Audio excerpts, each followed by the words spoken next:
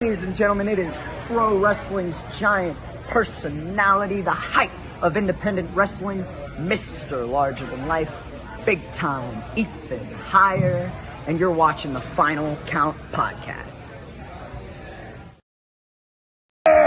This is Mega Mondo, and you're Mega listening and Mega watching the Final Count podcast. Yeah!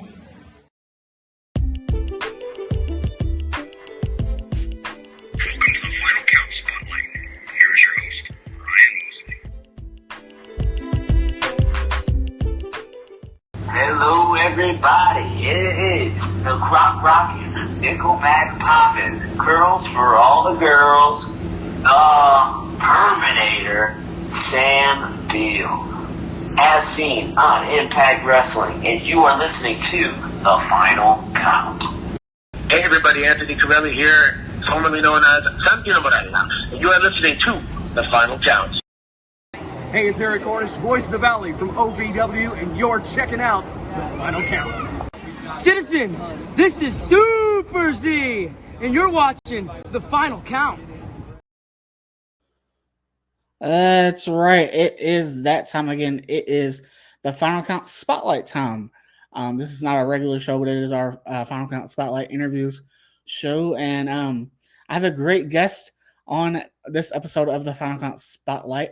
He'll be joining me in just a few moments. He is a former four-time OVW Heavyweight Champion, and he is the man that loves to steal the show, Flanagan. He'll be joining me in just a few moments. But first, I want to thank our sponsors. One of our sponsors, that being Mr. Ash. Know him and the guys over at Collar and Elbow. Go to collarandelbowbrand.com, and you can save 10% at checkout when you use our promo code FinalCountKY. It will save you 10% at checkout. Again, collarandelbowbrand.com. Use promo code FinalCountKY to save 10% at checkout. And go over to Al Snow and the guys over at Collar and Elbow and let them know that you heard about them from the Final Count and that the Final Count sent you. With more on Collar and Elbow, let's throw it to Al Snow. Wrestling. A love and a passion we all share. I've started a wrestling brand. The wrestling brand.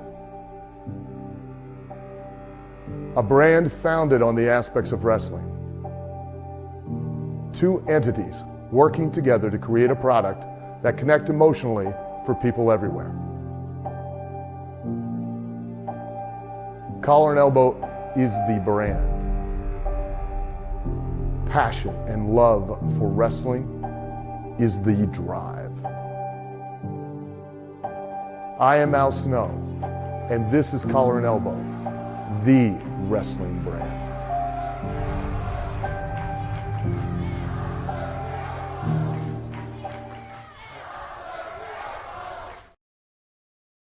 There you have it. Go check out collarandelbowbrand.com. Again, save 10% at checkout when you use our promo code FinalCountKY. But without further ado, I am happy to be joined by my guest at this time. He is the man who loves to steal the show. He is none other than Mr. Flanagan. How you doing, Flash? I'm all right. How you doing, man? I'm doing pretty good. Thank you for joining me on this episode of the Final Count Spotlight. Glad to have you. Nice to be here. Yes. So, starting out, when did you decide to get into the pro wrestling business? I was probably about 9 or 10. 9 or 10? Yeah. It was a young age. Yeah. And it was pretty cool at first. Then you get to high school, then they all start cracking jokes and making fun of you about it. But then after you do it, then it all changes. Right. They look at you as you're a star, and it's cool that you're doing it, and it is the case, and so it is, because it is, especially if I had a friend that was doing it, it's like, which I do have lots of friends that wrestle, and it's like, yeah, it's so cool, especially as a teenager and everything, in high school. It would have been really cool to me. But yeah, so growing up, did you have anyone that you enjoyed watching, just like that you were really a fan of, and then that you took inspiration from? I like the Road Warriors. I liked Roddy Piper, Randy Savage. And then as get going on later, once you get into the business, then you start like respecting more other people, and you realize, man, those guys are really good. Mm-hmm. Like I didn't care for Rick Rude and WWF, but when he went back to WCW, I was like, man, Rick Rude was good. Yeah, and a lot of things. Yeah, referencing Rick Rude, that's like he could really make you hate him and everything. And I met him at one time when I was a kid. I met him at a motel, and he was straight up. He kayfabed me, he healed on me, and walked right on in. Those are the best kind of heels, though. Yes. Sherry Martel went off on me one night. Really? They did a show in Indianapolis at the fairgrounds, and she showed up with Lanny Poffo. And I went up to him, and Sherry was like, "Get away from me, kid!" And she was all mean. And then Lanny was like, "Sherry." And years later, Sherry was managing me, and I was telling her the story, and she was laughing. That's so cool. That is very cool. I like, again, those are some of the best kind of heels. Those that actually, it's. I kind of think there's a time and a place. If you're a heel, I guess that there's a time and a place to kind of be nice a little bit. Here, not necessarily all fully nice, but I'm saying like, to kind of be genuine. But live the gimmick, live that character. If you're a heel, don't be going out there, especially at the arena. If you're in an arena or nearby an arena, don't be going and shaking hands with people, or whatever the venue is. Don't be going and shaking hands with people inside. Like, yeah, of course the little kid's gonna be mad at you, but they'll get over it. There's like all kinds of stuff. I mean, it all depends on like where you're at. Yeah. Like if we would do a school show or something, I would do stupid stuff. Like we did one thing. I had my music. I let my music play for a while. And then I stuck the toilet paper where it was hanging out of my trunks, just to see if anyone would catch on and say anything. Right. And I was going to the ring, and I got my heat, but no one really said anything about the toilet paper. It made me it was funny. Right. Now, who were you initially trained by? Keith Gold. The guy's name's Keith Goldsby. He wrestled as Quicksilver and Rip Rogers. Then I went to Chicago and trained at Windy City Wrestling with Sam DeCero. Then I met Danny Davis, and he told me about coming down to his school. Then I went down there, and from there we go. What was some of that training? Was it really tough training, or like really put you through the ringer there? Yeah, Rip beat me up and didn't see if I was going to come back. And then I came back, and he's like, he blistered me. He realized I wanted to do it, but so yeah, those are I think guys nowadays, a lot of them, I feel like they have it easy. They don't get thrown through the ringer so much and like really beat up so much. Of course, I don't really know from personal experience, but I'm saying like just from stories I've heard, it doesn't seem like a lot of them. Not that they have it easy, but I'm saying like, they don't get like drilled as much, Yeah, some of them need it. Yeah, I agree. I completely agree. Do you remember your first match, and if so, what was that like? The first show I did a double shot. I wrestled in a handicap match at a ballpark. Me and the Dirty Dog Wilson against Cousin Bubba. What was that match like? Probably bad. I don't know about anyone else. Probably, I know my stuff was probably bad. It was so long ago. I don't remember how it went, but right. I remember I've seen pictures, and I was like, "Oh man!" So you said a double shot. Did you have 2 shows in one day? Yeah, I did that. And then I did a show in downtown Indianapolis. It was a church show, and a Big Red, he was a wrestling preacher, and I did, I guess, seems like I did a 6-man tag, and then a battle royal. Oh wow! Wow. Yeah. I know they say. I've never heard of a first match having a double header on. Having two shows in one day. That's a first right here. I showed up, they used me, and then it said, "Hey, you want to go to this other show?" And I showed up, and they used me again. That's really cool. Get two matches in one day for your first on the day of your first match. That's really cool. Every first match is so interesting. So it's really cool to hear someone's first match. And it was not even ready. I thought I knew. I thought I knew so much, and I knew absolutely nothing. They threw you to the wolves, huh? While we're talking about matches, this is a tough one, and I know you've had a long career, and so if you could pick 3 matches that you've had, even up to now, as your top favorite matches, what matches would you pick? Oh man, me and Bison Smith did a loser league Puerto Rico match. That was pretty good. Me and Ricky Banderas down there in Puerto Rico, we had some good ones. And like me and Trailer Park Trash and Wolfie D. There's a bunch of guys I had some good matches with. I just forgive me on some of the stuff because there's a lot of things I can remember and I can't remember. Yeah. And I really got to sit down and start thinking about some things. Oh, I know that's a tough question. I just tend to ask everyone that same question because it's like, oh, that's a good question. I have to really think about that. Me and Dinsmore had some good ones. Like what matches would really be my favorites? Same like with me, it'd be like, what interview is my favorite? That's a tough one. Of all the ones I've done so far, it's a tough one. Even up to now, like been doing this 7 years, and it's like, oh my gosh, just who's my favorite now? Which one is my? When you first have your first couple ones, it's like, oh, I can pinpoint this one's my favorite. Well, now it's like I've had so many, I'm like, I don't even know who to pick. What top 3 would be my favorites? How did your first time in OVW come to be? Okay, now are we talking about OVW or Nightmare Danny Davis School of Pro Wrestling? Like OVW, before it was or after it was Nightmare Danny Davis. I mean, I worked for Cornette and Smoky Mountain, and I had left. I had gotten persuaded to leave Danny's, and was a big mistake. And I knew it from the very first day when I showed up at the other place. I was like, man, I screwed up. Oh. And then I went back. I was like, I can't take this anymore. So I went back to Danny and I asked him about coming back.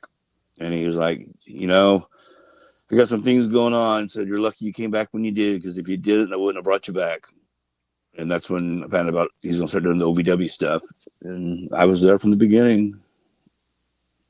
Then I guess I'm kind of, I don't know. It seems like I'm blacklisted from there now. I don't know. Blacklisted from there now? I don't know. Oh, that's crazy. You look at anything at OVW? Yeah. I'm the black sheep. I'm an outcast. Of all the stuff I've done there. Wow.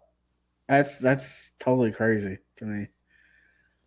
And the fans, I know the fans nowadays would love to see you. I mean, the ones that remember, because there's a lot of new fans, of OVW, especially with the Netflix and everything. But I know there's fans like me that would love to see you back. And I mean, here's the funny thing is, like, I don't know, because like when I did a podcast to ask you about stuff, and they asked me about watching if I watched that. Mm-hmm. Yeah, I watched it. But here's the thing: if you go say, "Oh yeah, it was great," okay, well, now if you criticize it, I'm gonna turn it on. I'm gonna check that out. Mm-hmm. So some people take things the wrong way. Yeah, I agree. And because I had a guy tell me the other day, he was trying to get a hold of me. He goes, "Man," he goes, "Do I have heat with you?" I'm like, "Man, no." He was like, "Someone said I was a goof." I'm like, no. Right. Who was it now? Now I'm hot because I want to see who's putting words on my mouth, because I don't have a problem with anybody. Right. It is what it is, man. That's true. And then, the people need to sometimes let things roll off their back. Like if someone says something like, do you have proof that that person said that? You know, And here's the one thing: everyone was starting to talk about how the old timers would want to keep everyone down and to keep their position. Then when they become that old timer, they start becoming the person that they despise to begin with. Exactly. True. I just wanted to, hey, if I'm making money and for more people, hey, we're all making money, then I know the company's doing good, so we're all doing good. Exactly. Exactly. It's true. But it doesn't work like that. Right. In fact, one of the guys, he smartened me up. He said, when he told me, man, when I started getting the push, the sharks came out. And then you get the AOP, you get hurt accidentally on purpose. Yeah.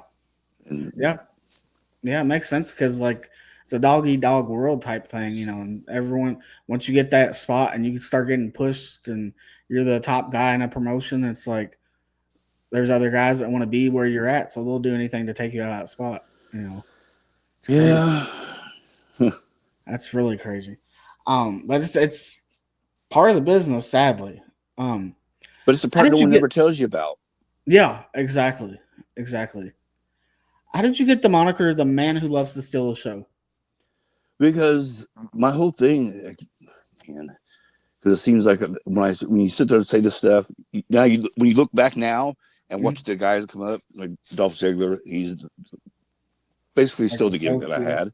Yeah. But the whole thing was I wanted to make sure if you bought a ticket and came to a show that I was on, you left that show and you remembered what I done. Exactly. And I hope everyone that came and bought a show enjoyed what I did, because I'm paying for it now.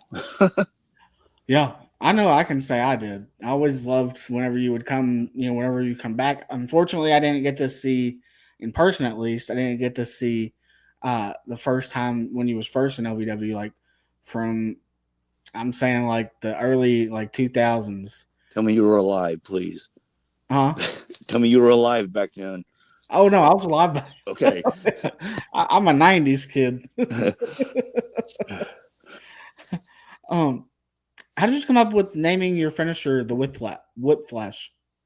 Yeah, whiplash. Just getting your head taken back. So it's the whiplash. So, there you go. Simple as that. Yeah. Then Bagwell started doing the Blockbuster. And I kind of took it right there. Like, Bagwell, man, come on now. But it's the thing. Like, I never seen anyone do it. Then I started doing it. All of a sudden, then Bagwell's doing it. But again, someone else could have done it before, and I didn't know it. So, a lot of moves, a lot of people should go back to the basics, because no one does them. Yeah. As soon as they lock up, boom, spot, and bing, bing, bing, bing. You don't give the announcers any time to talk about anything, and every match is almost the same. Yeah. Well, it's like me and my co-host, we were talking a couple shows ago. I think it was like a couple shows ago. We were talking about how like he saw there was an article or something or video or something that he saw where people were talking about like finishers that there's nobody's finisher makes sense like a DDT, I think it was, and DDT or a super kick. Everyone nowadays wants to throw a super kick, and they don't finish the guy off. Take 2 or 3 super kicks to finish someone off. You know, it's like I know, and here's where I think that the problem is. Everyone wants to have that Ricky Steamboat Randy Savage match. Yeah. But that match, if you go back and watch it, the match was so good. They never did finishing move after finishing move on all their false finishes. They were all wrestling moves. Boom, boom, boom, boom. Nothing was where it was like, man, that guy's out until they're at the end. And, oh, man, now they're just male cheerleaders who out there doing gymnastics. Yeah, pretty much. There's a few now that say, okay, I like watching them. But man, you watch some of them, it's like you watch one match, you see the exact same thing. They do the exact same stuff. They look alike. They got nothing stands out about them other than, I mean, what they're doing is incredible. Yeah, it's cool, but okay. After you watch it, like, man, I really don't know what I seen because I saw that in the next match and the next match. The dive out of the ring isn't the same. It used to be, if you're going to dive out, that was a high risk maneuver. It was you and the guy you were working with. Now they go to the top rope and there's 10 people down there to catch you. And then the leg slap. Ugh. Yeah. Oh, man. It's like, if you've ever been in a fight and you punch somebody, you do not make that sound. Right. Exactly. And if you kick somebody, you do not make that sound. Mm-hmm. Yeah. It's like, I don't know if you've seen the, I don't know if you've seen, have you seen Jack Vaughn? He's in WWE, but he's all over the place, really. He talks about doing the thigh slap, like that's one of his things, but talks about how people always doing the thigh slap. It's like, wow. Like he comes against that a lot. Yeah. I hate it. Yeah. It's like, it's so obvious. Mm-hmm. Yeah. It's like, it just, like, man, like I seen JBL and TNA hitting his clothesline. Like, man, those guys got it easy. Yeah. I remember when he was tearing your head off. Yeah. Yeah. He was in OVW a couple weeks ago for their Nightmare Rumble that they did. And he did a clothesline to Cash Flow and EC3. EC3's there? Yeah. He was the OVW national champion. Oh, I didn't even know he was down there. Yeah, for like a year. Now Doug Basham is the new one. New national champion. Oh, Doug's back in the ring? Mm-hmm. Yep. They're calling him Leather Daddy Doug now because he comes out wearing, when he was in WWE, he wore the leather pants and he's always coming out wearing leather. And so he was in kind of like a director of operations mode, like kind of position for a little bit. And that's what the gimmick he was doing for a little bit. And so like he kind of took Al out of OVW. And so, yeah, he's been behind the scenes a lot before then, but now he's kind of came on within the last year or so. He actually started the Revolution back up.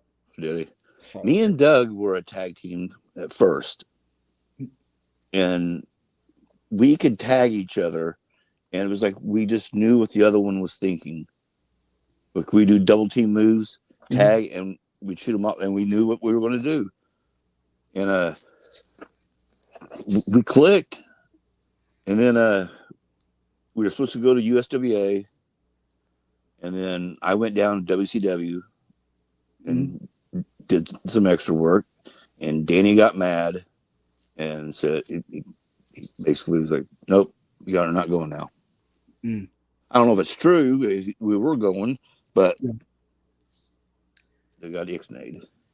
Oh, wow. So I've seen where you had I didn't actually see the match, actually, but I've seen online where it's, back in 94, you had a match at a promotion CWI, and it was a barbed wire battle royal match. What was that match like? Yeah. Okay. I don't remember a whole bunch of the match. All I know is Mike Samples he would always take rubbing alcohol and pour it on the mat, set it on fire, and he would do something where he'd slam me in it or something. Well, that night I had him tied up in the ropes, and I was like, I took the alcohol and poured it on his arm, and then I lit it. I torched his arm, and he got out of it. He got cut up, and his arm was blistered pretty good. Wow! I was like, man. My bad. You're lucky I didn't pour it on your head. Right. Like that was just a mistake, not knowing any better. There's times like as a kid, I mean, I would sit there and pour alcohol in my hand, light it, and take the hand and put the fire out. I shouldn't be saying this stuff because I don't want any other kids out there trying that. But You live and learn. Right. It's true. Yeah. Do not try this at home, kids. I've done a lot of things that I sit there and I look back now. I wish I would have never done that. Right. Did some dumb things. Well, like you said, you live and you learn, and so. Now talk about Smoky Mountain Wrestling. Can you talk about working with guys like Thrasher and Tommy Wildfire Rich? Tommy's my dad. That's an old rib because I used to have the blonde hair. And then whenever he was in ECW doing the FBI thing, I'm like, hey, let's see if you can get me in there and I'll be your son. I'll be the bastard child that you didn't know about. And I'm showing up wanting child support money. And you're like, get me a beer, you little bastard. And we get a laugh out of it. But then Mosh and Thrasher, I mean, I was working with them. They were the Spiders for Burt Prentice.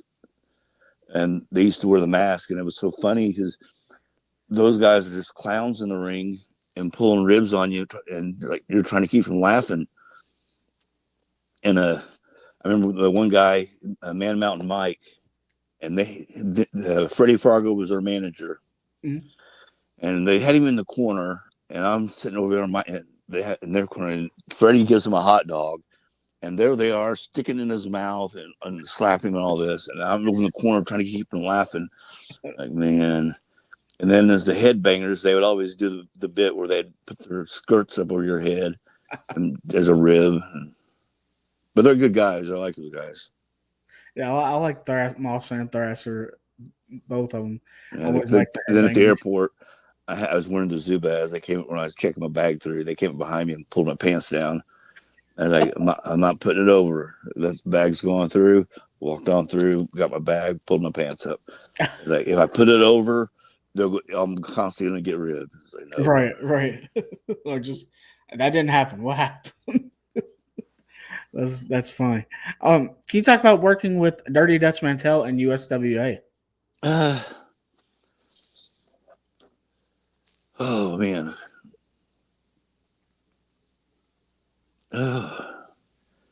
See, now in USWA, I don't know. I feel like sometimes I got a bad rap because Mike Samples followed me in there, and he was the only guy we traveled together, and then it seemed like he just didn't like any of the guys there. All the guys that drew money in the past, Dutch, Dundee, and it's like, so I don't think Dutch really cared a lot about. I don't know.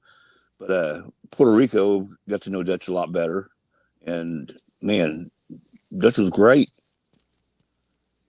I mean, there's so much, there's little stuff. I remember one time we were the bad guys. And the picture were at the office cutting our promos and Savio Vega's sitting there at his desk. And the pictures on the wall are crooked. Right. And I was like, hey, the pictures are crooked. He was, yeah. Bad guy. He's crooked. I'm like, hey, that's pretty good. Just little things like that.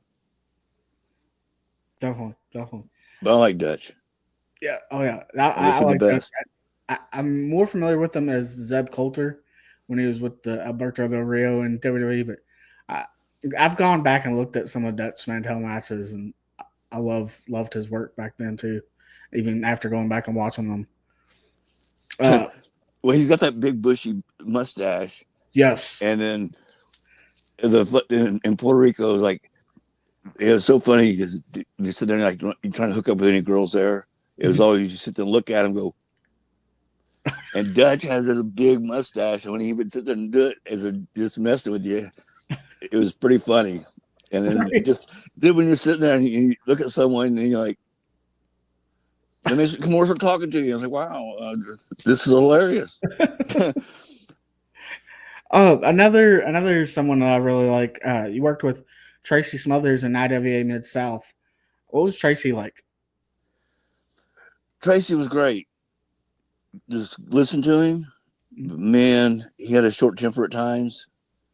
And I sit there. I remember one guy, Tracy was going over the match before they were getting ready to go to the ring. And the guy was like, oh, you're not gonna give us anything? And Tracy snapped. And then Tracy goes off to the shadow boxing, but he would do that. It was always funny because, like, man, and Tracy was funny. You just had to be around him to appreciate it. Like, you just walk in there, you'd always be like, the Chris Michaels would show up, like, Chris, and then you see me, Flash, and then all of a sudden he started boxing around, and then all of a sudden he started telling stories. Like, you're killing me. I always loved watching Tracy too. I always loved during a match, fans would be like, Tracy sucks. He'd be like, I don't want to hear another Tracy sucks, or I'm gonna come out there and there's gonna be mass casualties or something. Loved it. I know. I would like to go back and I gotta see if I got any tapes or anything, and I guess I get to see it on YouTube and watch some of the stuff he said. It was so funny that it was good. Yeah. And I don't know. I mean, he always made me laugh. Tracy was a good guy, and he's missed. Yes, definitely. Can you talk about OVW Christmas Chaos 1999 when you would face Rico Constantino and win the OVW Heavyweight Championship, and what that moment meant to you? I don't even remember the match. No. Nope. This was at Christmas Chaos, and you had won the OVW Heavyweight Championship that night. Yeah, 1999. I don't even remember. I got you. That's fine. I wish I could. Yeah. You talking about working with I like Rico was good. Yeah. And hold on a second. When Rico showed up, I don't know if anyone really knew who he was when he came in, but I remembered watching him on the American Gladiators. Yes. He dominated on there. Yeah. And he won me over. But then when he came in there, I remembered him. Man, this is cool. And then Rico was so talented. He could do so much, but he just didn't know when to do stuff. And then he kicked me in the face. The night he blew his knee out, oh, man, he kicked me in the face so hard, knocked a bunch of my teeth out in the back. And then he did the hip toss. He lands on his feet, and boom, he went down, blew his knee out. Oh my goodness! Never got to tell him about what he did because then we had like 7 or 8 minutes left to go, and then I was trying to get Cornette to, hey, get someone out here, and then Dinsmore comes out and we go finish the show and then get back to the back. Rico's they've already got the ambulance there. They're taking him to the hospital. So he didn't know about it for a long time. Oh wow, man, Rico, you kicked me so hard. That hurt. Did you I don't know if you've seen it or not, but he actually got to be on AEW just last year. No. Yeah, it was on a pre-show to one of the pay-per-views. This is there in Vegas.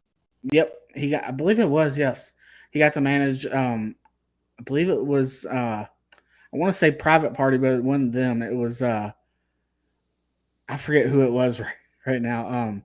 I know it was they used to be Maximum Male Models in WWE, but I just can't remember their names. I don't even know at the moment, but it just slips on my mind. But yeah, he was on AEW. It was a one-off because I don't think he came back. But it was really cool getting to see him back in the that model gear and everything that he wore to the ring, that suit and everything. So he even got involved in the match too. So got to be there with Billy. Billy was managing his team as well. So Rico's a good guy. I like Rico. Definitely. Someone else I guess we're talking about people with our names. Randy Orton. You talking about working with Randy Orton? I like working with Randy. Cornette asked me, he was like, "Do you think he's ready?" I'm like, "Yeah." So we stuck him in there with me, and we had some good ones. And then Randy and this is what's funny. Sometimes you sit there and you see what fans will sit there and say, and they would knock Randy. You watch a Randy Orton match. It's solid, and everything it's smooth, and he's good. Can't say anything bad about him. I mean, Yeah. He's always been good to me. Yeah, no, I remember seeing one time SmackDown came kind of recently, not recent, but what maybe back in 2017 or so, or 2018 maybe. And I think you went to the arena and saw him. That was really cool. In Louisville? Yeah, I thought you had. Maybe it was somebody else, but I thought it was you that had came to see him at KFC Yum Center when they were here in Louisville one time. No, I did come down there the first event they held at the Yum Center. Yeah, that was a SmackDown, I believe. It was. I know I had to go to some motel to film a segment with Cena. Oh yeah, no, that was during Raw. Yeah, I remember that during that. Yeah, I remember that because that was the bell. Yeah, bringing the like food. The bellhop person. Yeah, he was like had me come in and they're like throwing me out. I'm like, you guys are going to pay for this. And then when they throw me out, then Cena knocks on the door. I wanted to right after that come right back in. I told you you're going to pay for that and then leave. But yeah. That it was really cool to me. Anytime I see someone that's been in OVW or I've seen them on a different show and they get on WWE or AEW or something, it's like, and then even that night I was like, "Well, that's really cool that Flash was on there." If you go back and watch that episode, you hear the crowd, you hear some in the background. It's Flash. Yep. That was cool. And then at OVW Last Dance, you got to wrestle Chris Jericho. You talk about working with Chris. It was good. I mean, as soon as we locked up, I tore my tricep, and like the match, I did a dark match with Randy Orton. It was back in that April. I had elbow surgery Wednesday morning. Came to the show, the OVW taping that night with my arm wrapped up. I didn't work, but that was on Wednesday, and then I did Raw on Monday, wrestling Orton. I still had the stitches in my arm. He gave me the press slam, and my arm hit the mat, and it blew up. And then I got to the back, and they were kind of mad because I went out to the ring injured. But man, and need the money, right?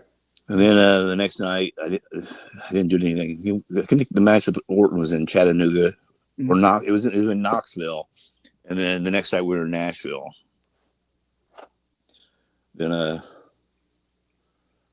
okay, this is where getting hit in the head.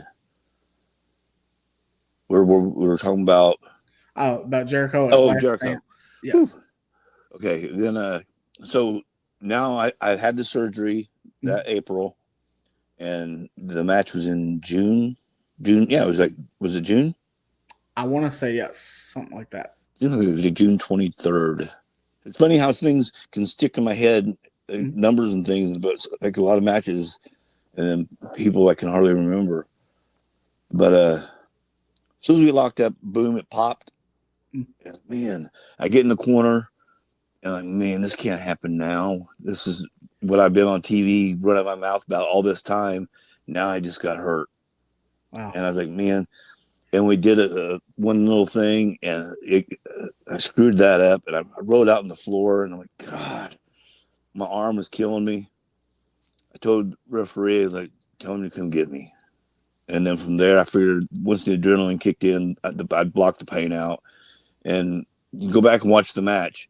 If you sit there and watch it carefully, know what you're looking for, you can tell that I'm favoring the arm, my left arm. And even on the dark match with Orton, you can tell after the slam that I'm favoring the arm. If you sit there and you can watch, you say, he looks like he might be hurt. Right. Wow. Can you talk about teaming with Trailer Park Trash? And also y'all had multiple matches. What was it like working with Trash? Like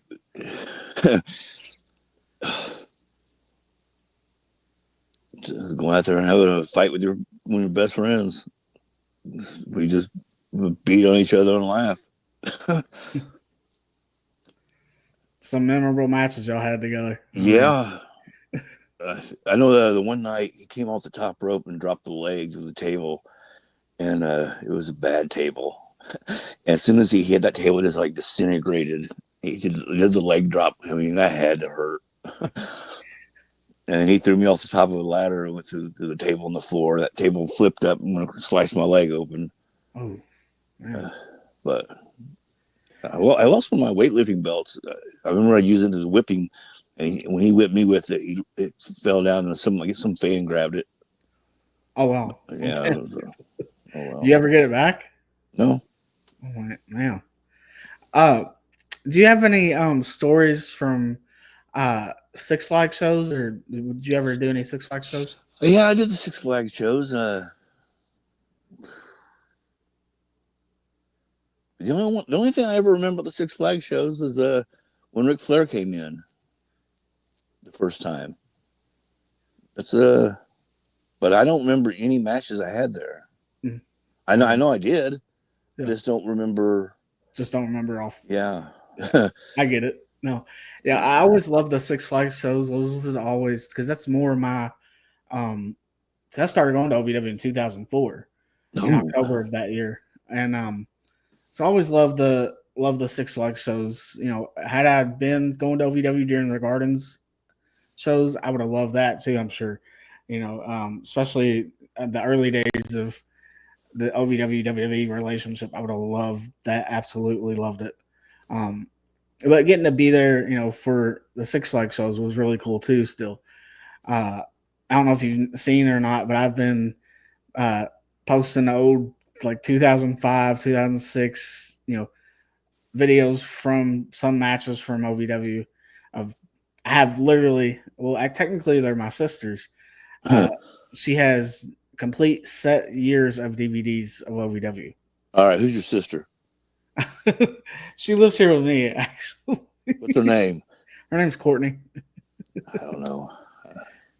She didn't wrestle or anything, no. But I don't know if I know Courtney or not.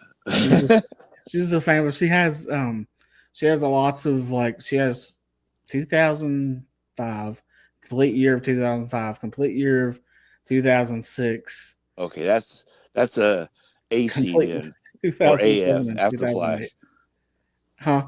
That's AF after Flash. After Flash. Yeah, I left 2002 and didn't come back until I came back and did a couple shows. I wrestled Snitsky and Carlito and Mondo in oh man, I can't remember.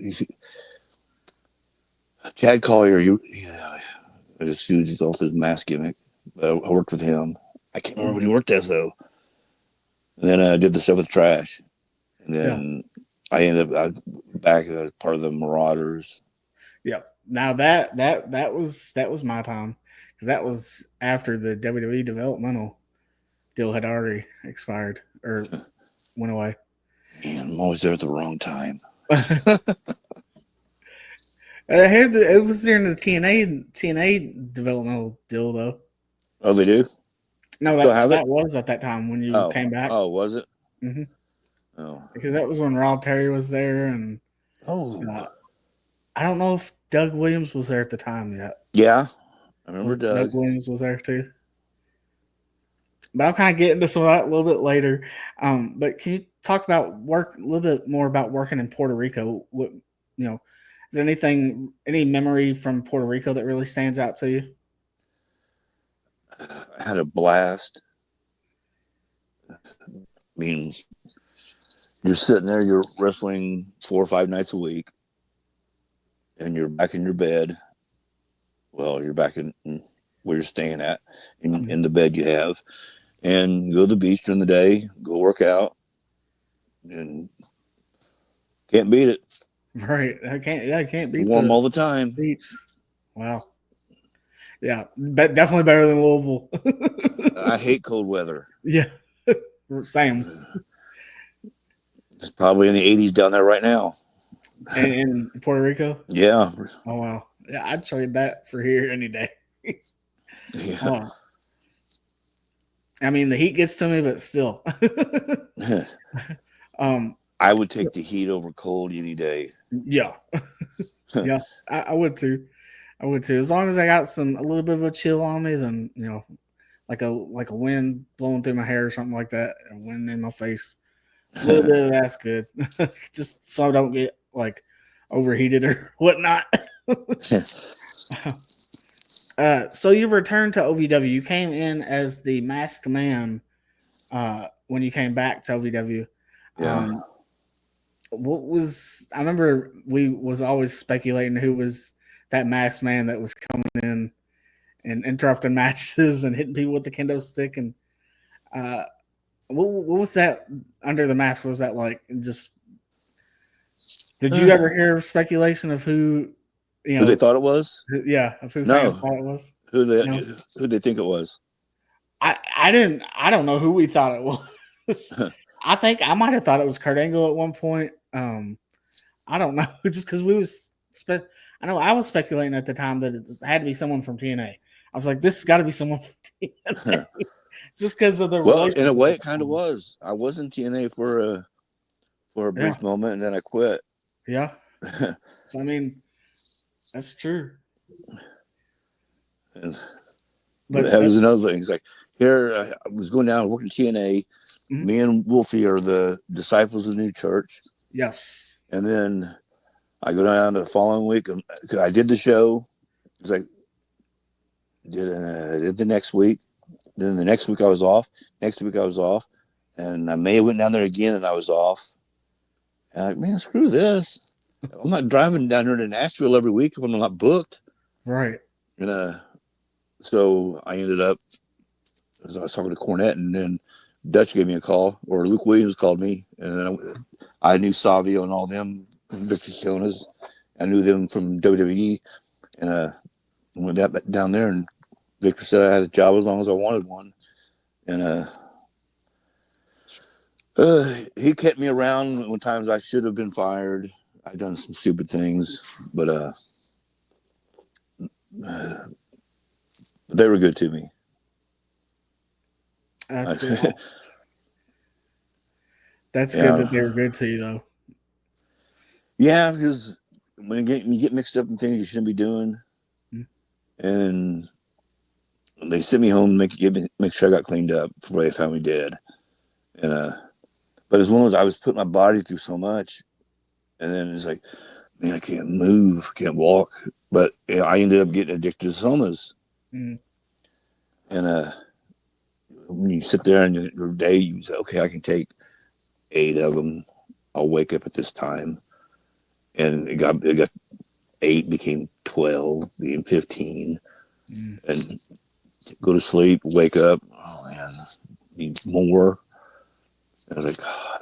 It got bad that I'm glad they did send me home to get away from it. And I got myself cleaned up. Exactly. So I'm sure you might have been at the time probably upset about being sent home, but in the long run, it was good for you. Like you said, you're glad about it. And they did care about you, them sending you home. And then the bad thing is, like, when I came home, Victor passed away, and then I went back, and it was still good, but it wasn't the same. Right. And but they're still running shows. They're still doing pretty good down there, I guess. Yeah. Now, who were some of your favorite people to work with during both of your times in OVW? I like working with Trash, Dinsmore, Rico, Orton.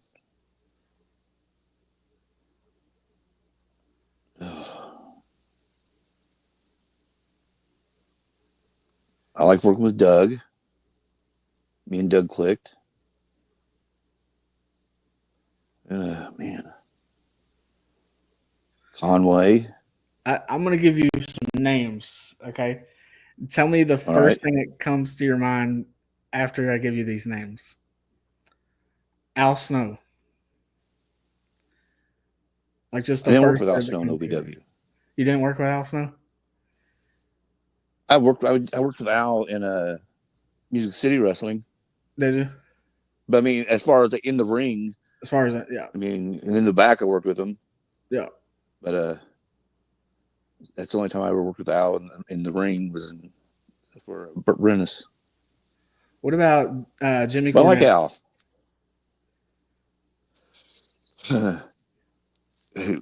It was always funny seeing him get mad. Man, it was always funny because when he got mad, it was like, okay. I remember someone screwed something up in a match, and boy, we all went outside to see where our cars were parked and where his was. And as soon as they went to the break, boom, he's out there and he's ranting and raving, letting all his frustration out. And then he went back there. But he got on my case one night, and when he said everything, I understood. But that was my fault. But yeah, I like always Cornette. Cornette's his ranting and raves are crazy. Oh, but I worked for Cornette and Smoky Mountain also. And Smoky Mountain, yeah. So was he that way or was he the same way he was in OVW in Smoky Mountain? I never seen it. Ranting and raving. I never seen it. No. Never seen it. No. I was the guy coming in. I was just a new guy. So I was one of those. I just remember Rip always saying, "Show up on time, keep your mouth shut, and do as you're told." And there you go. Then wouldn't have any problems that way.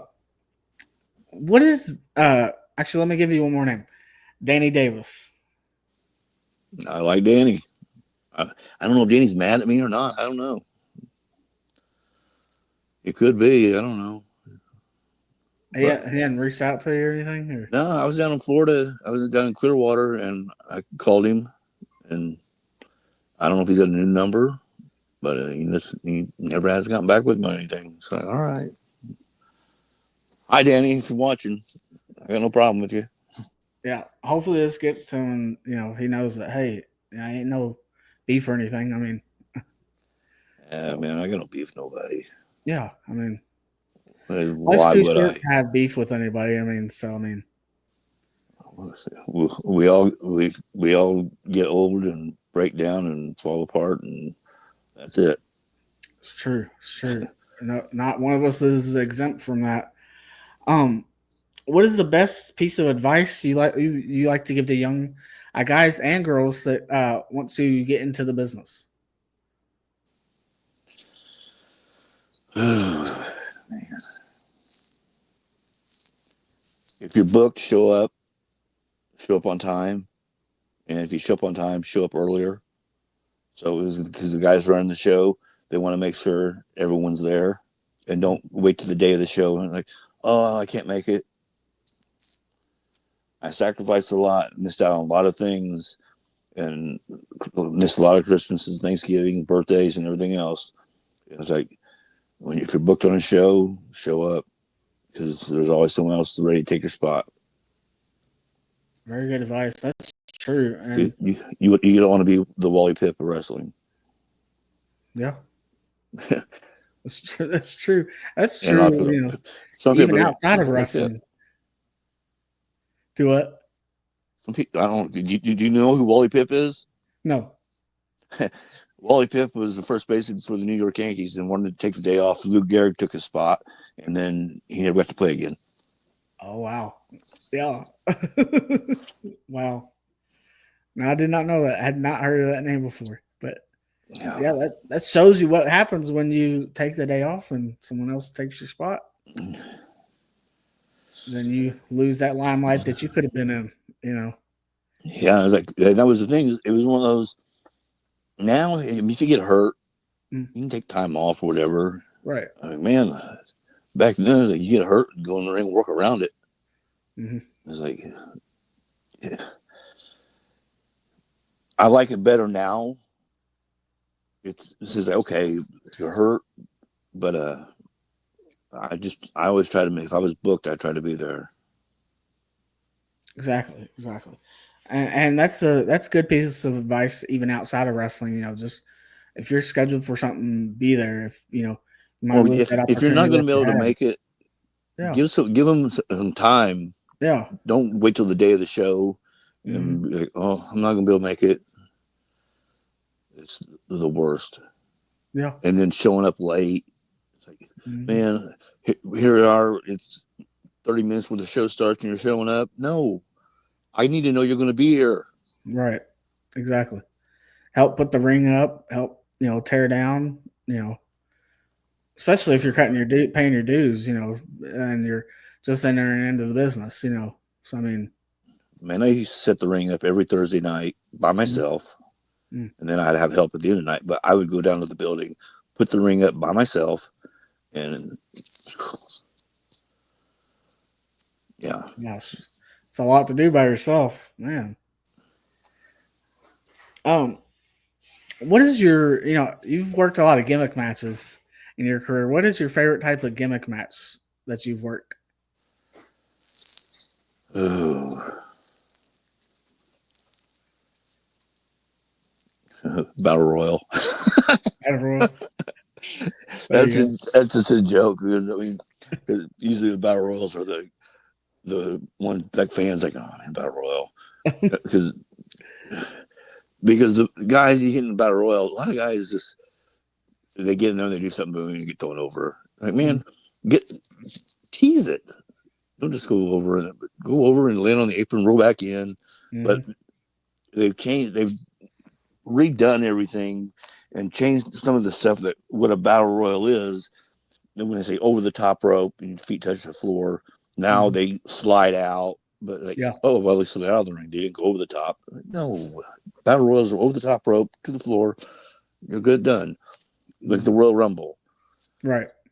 Now, every year, now that Kofi has done the one gimmicks where he's did all this stuff, like, no, you get thrown out of the ring, you touch the floor, you're gone. Right. So now everyone's got to do it. This is what I hate about wrestling now, is because it's so predictable. I can tell you right now, the Royal Rumble is going to be here in Indianapolis, and they're going to have a spot where someone gets thrown out of the ring, and they're going to do something where they land on something that's not on the floor, and I guarantee you, I almost bet my life on it that someone's going to do something like that.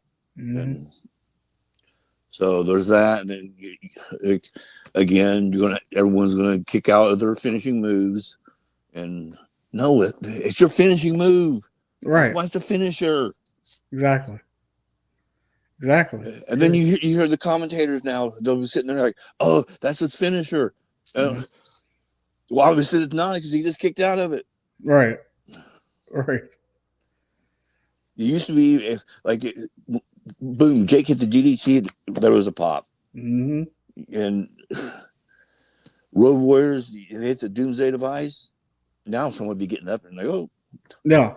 I would love to see the Road Warriors in there with someone today, and they hit him with the Doomsday Device, and the guy got right back up. I would love to see that. Right. Awesome. I would love to see someone in the ring with Stan Hansen, and Stan Hansen hit with a clothesline. Or just someone be in the ring with Stan Hansen. Yeah. Right. Well, yeah, that's so true. Like, finishers need to make sense again more. Like, need to not make sense, but need to. Well, yeah, make sense. I need to be the finisher. If you're hitting your finisher, don't. I mean, I get there's a place for false finishes, but I was there the night. I was there the night APA and the Public Enemy had their little thing. Yeah. Yeah. Yep. But like, if you're hitting your finisher, like that should be it. That should be it. Boom, done. Match over. I mean, what are some of the best ways that vets can, or that, in your opinion, that you think that vets should give back or could give back to the business? What do you mean now? Like, for any wrestling vets out there, what are some good ways that they can give back to the business, to the wrestling business? Help build up the younger guys. It's like I said, they would all the vets would complain about the vets and their time, like, oh, they don't want to lose the limelight, and they're keeping everyone down. Oh, A lot of guys are kind of doing that now. Mm-hmm. And it's always been that way. Everyone does not want to lose their spot. It's like, oh, when you go in there, they all look at you. Like, all of a sudden, it's like, oh, man, is this someone they just hired? Is they coming to take my spot? Mm-hmm. It's like, no, I want to be here too. I just want to make some money. Right. Exactly. And if we all work together, we can all make money. Everyone True. can't be on top at the same time. True. But we can all work with the guy on top. Exactly. That's good advice right there. Just if you're a vet, help build the young guys up, help build the team up, as a team, help build each other up, build the promotion up. Make the promotion the talked about promotion of that town or that city or wherever, or that region even, So yeah, good advice right there. Any upcoming shows you would like to promote that you're going to be on? Well, right now, I'm pretty much free to do anything I want. So no upcoming shows right now or anything? No. There's some stuff, but I don't have any wrestling bookings. I got you. I'm kind of I need to get healthy again. When I finally get healthy, I'll get back in the ring. There you go. How can fans find you on social media? Get on Facebook. Facebook? Yeah, I don't have Twitter or any of that stuff. I don't even know what all they have, but I got you. It's one of those things, and then people have followers. They used to be called stalkers. Now they're followers. I just know. Right. Yep. Fans go. And then people will complain when they're telling you where they're going to be, and then someone shows up and like, oh, I need my privacy. Well, why'd you put it out there for them to know where you're going to be at? True. So true. Yeah. Fans go follow Flash Flanagan on his Facebook. If you're a fan, don't be a stalker, don't be a creeper, or any of that stuff. As long as you don't show up at my house, yeah, and say, "Hey, you owe me child support," then we're cool. Could you imagine? No, I can't. That was great. And then one last question: how can promoters contact you for their next show? Just message me on Facebook. Or get my number, or message me if you don't have my number, or if anyone doesn't have it. You can reach out to me, and I'll get you in contact. I'll get them in contact with you, or send them your way, or whatever too as well. So, I like to help out when I can, and help. If I hear about someone needing someone to be booked, I'm like, I'll shoot someone a message and be like, "Hey, you need a booking this weekend or something?" And so I'm willing to help out in that way too, if need be. So, but I remember the Junkyard Dog used to have business cards. Really? And it would say, "Pin me, pay me." There you go. That's what people need to get is business cards again. And Ricky Morton used to always say, have boots will travel. Right. Well, Flash, I definitely want to, again, thank you for coming on this episode of the Final Count Spotlight. You're welcome to come back anytime, sir. Hey, anytime you want me. Hope I'm Thank you. I'm not too much drama, because it's like the one that I was saying, save the drama for your mama. Right. There you go. And with that being said, fans, as of right now, we will see you down the road.